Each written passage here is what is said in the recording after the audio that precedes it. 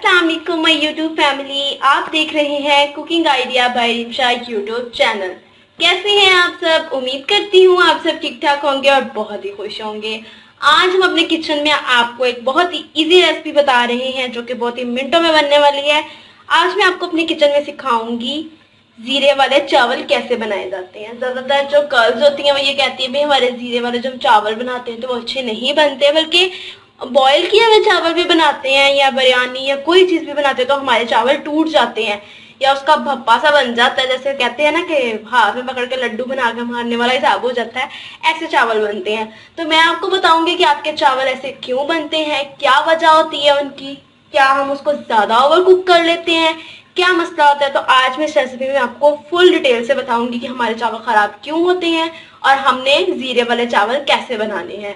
हाँ जी, जीरे वाले चावल बनाने के लिए हमें जो चीजें चाहिए, यहाँ पे मैंने चावल ले लिए हैं जिनको बहुत ही अच्छे तरीके से धो लिया है। धोने के बाद मैंने इसको भिगो के रख दिया है तकरीबन 10 मिनट के लिए। और ये जो साबुत चावल हैं, और साथ में हमने 1 टेबलस्पून जीरा लिया है, 1 टेबलस्पून सिरका लेना है। चावल टूटते क्यों हैं और ज्यादा ओवर कुक क्यों हो जाते हैं ये मैं आपको बताऊंगी, क्योंकि ये सिरका डालने से ही हमारे चावल टूटेंगे नहीं। तो ये आपको बताऊंगी कि हमने सिरका कब डालना है। नमक लेना है हमने हस्बे जायका, और घी लेंगे हम। तो जीरे वाले चावल बनाने के लिए सबसे पहले मैंने पानी बॉईल कर लिया, इसके अंदर नमक ऐड कर दूंगी।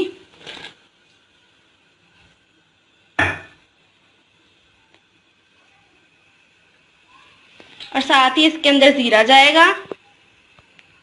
इसको 5 मिनट के लिए पकने देंगे।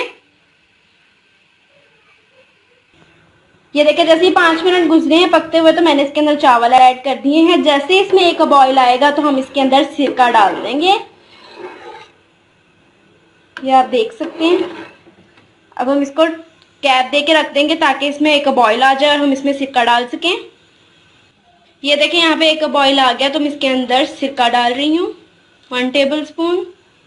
इससे ये होगा कि चावल जो है वो टूटते नहीं हैं।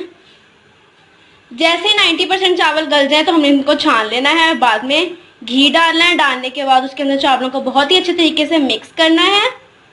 मिक्स करने के बाद इसको दम पे लगा देना है और हमारे चावल बिल्कुल रेडी हो जाएंगे और वो टूटेंगे भी नहीं। देखिए माशाल्लाह चावल फूल के कितने ज़्यादा हो गए हैं, ये आप देख सकते हैं। अब इस स्टेज पे आके हम इसका पानी निकाल देंगे क्योंकि 90% चावल गल गए हैं। बाकी जो 10% है वो दम में गल जाएंगे। अब हम इसका पानी निकाल देते हैं। कि मैंने चावलों का पानी बिल्कुल निकाल दिया है। बहुत ही अच्छे तरीके से इसका पानी निकाल लेना है और बाद में इसके अंदर घी ऐड करना है।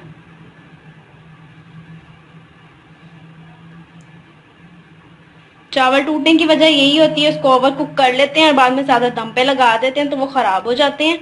और घी ऐड करने के बाद हमने इसको हिलाना नहीं है, बिल्कुल ऐसे ही रख के इसके ऊपर ढक्कन दे देना है। तकरीबन हमने इसको 10 से 15 मिनट दम पे लगाना है और बाद में हम इसको चेक करते हैं।